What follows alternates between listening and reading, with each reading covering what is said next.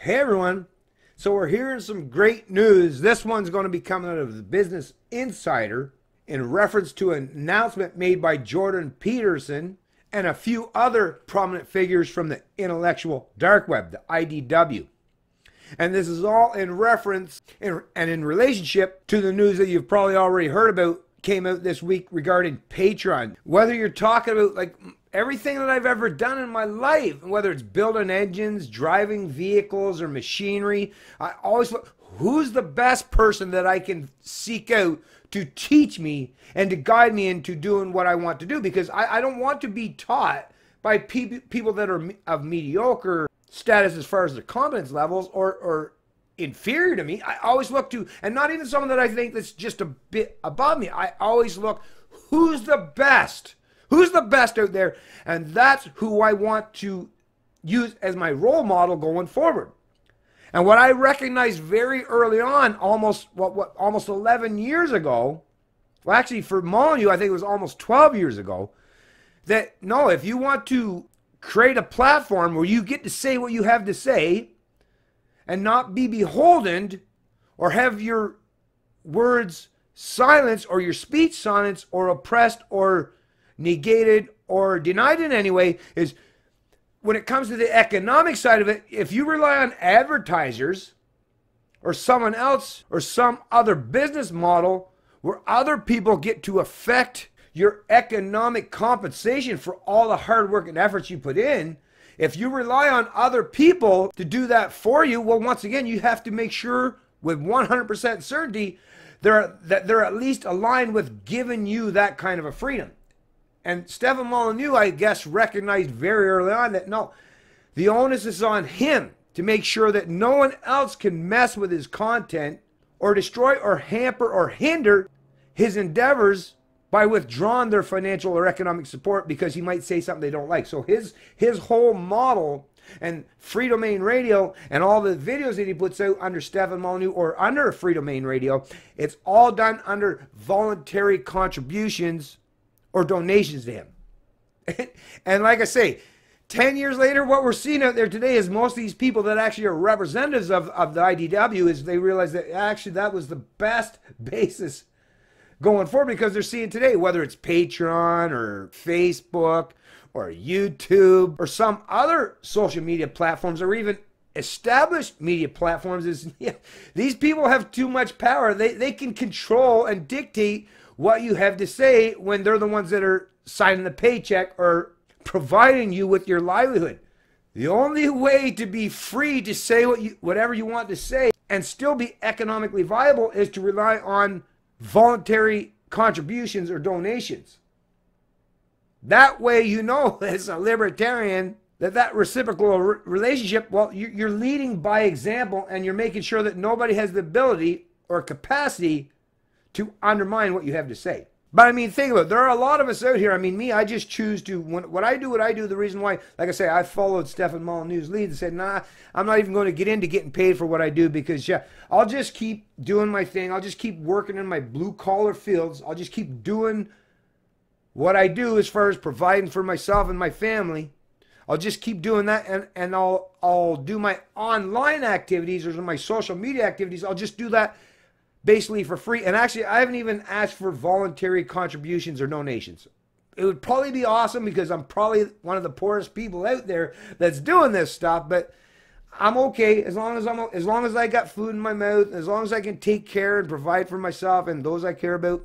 I don't need a whole lot extra. Whatever, I guess that's just my own thing, right? I'm much more happier with the social aspects of my life than just the pure economic aspect of my life. So I don't know, I guess I'm in that gray area, that zone where, like I say, I'm not a full-on money-driven capitalist per se, but I'm definitely not a collectivist. I'm definitely not a socialist or a communist.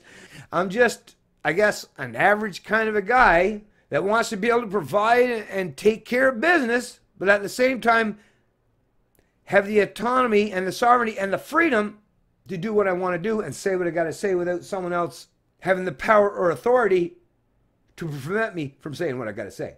But I mean, everyone's got to make an income out there. I mean, you got to be able to provide for yourself. And people that are out there, especially those who are now representing the intellectual dark web, they're spending a whole lot of time and effort out there doing a whole lot of things to educate, inform, and enlighten people. And yes, of course, they should be rewarded and compensated for what they do. And no, some third-party arbiter shouldn't be able to destroy someone's livelihood or their ability to be economically viable just because they disagree with their political stance. Anyways, headline, like I say, out of Business Insider, top Patreon creators of the intellectual dark web say they're launching an alternative crowdfunding platform not susceptible to arbitrary censorship. This being reported by Benjamin Gogan, December 17th, 2018. Jordan Peterson, a Canadian professor who has built a reputation for fighting political correctness and cultural Marxism, and the libertarian comedian and pundit Dave Rubin announced Monday that they would launch an alternative to the crowdfunding website Patreon after the removal of several high-profile right-wing users of the service. Now, I'll just say, Dave does kind of acknowledge that he is a libertarian to a certain degree, but he also says that he still considers himself a liberal in the classical sense. So just want to point that out, folks. In a decision posted to YouTube on Monday afternoon, Peterson said he and his collaborators would launch a Patreon alternative, hopefully before Christmas. I've been working on a system to allow authors and other people who engage publicly on intellectual issues to interact more effectively with their readers and viewers and listeners, Peterson said. What we're going to try and do as fast as we possibly can is to set this system up on a subscriber model that's analogous to Patreon. It will have a bunch of additional features which I don't want to talk about right now, and I don't want to overpromise because the system is new. Peterson and Rubin were reacting to a series of bans that have taken place on Patreon. Last week, Vice News reported that Patreon had barred the fringe conservative Milo Yiannopoulos after he attempted to use the platform to fund a magnificent 2019 comeback tour. Patreon said the decision was based on Yiannopoulos' association with the Proud Boys, which is classified as a hate group. A day later, Patreon banned Carl Benjamin, a YouTuber known as Sargon of Akkad, who grew to prominence through his videos attacking feminism and identity politics. Patreon says Benjamin used racial and homophobic slurs to degrade another individual. On his YouTube channel, which has more than 867,000 subscribers, he has accused Patreon of political bias.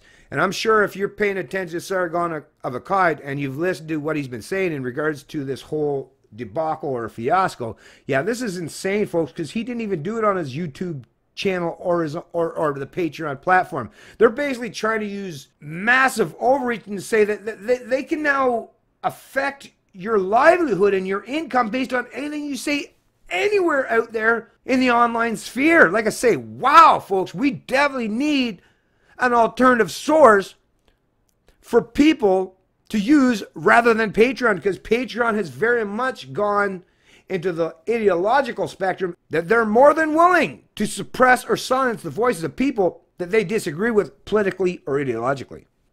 Following Benjamin's ban, Peterson posted to Patreon to express his displeasure, making an initial announcement that he was considering the creation of an alternative. Dave Rubin and I and others have been discussing the establishment of a Patreon-like enterprise that will not be susceptible to arbitrary censorship, and we are making progress, but these things cannot be rushed without the possibility of excess error.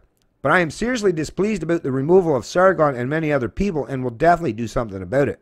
On Sunday evening, the author and podcaster Sam Harris, who occupies the same constellation of controversial thinkers as Peterson and Rubin, described as the intellectual dark web, became one of the largest figures to rebel against the platform.